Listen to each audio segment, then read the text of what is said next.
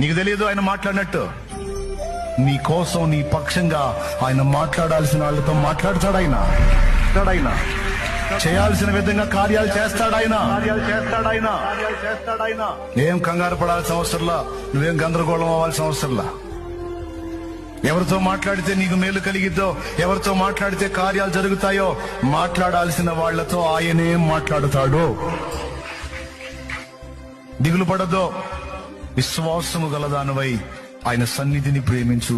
విశ్వాసము గలవాడవై ఆయన సన్నిధికి చేరి నీ బాధ, గోడు, వేదన అంతా చెప్పు చెప్పు చెప్పు.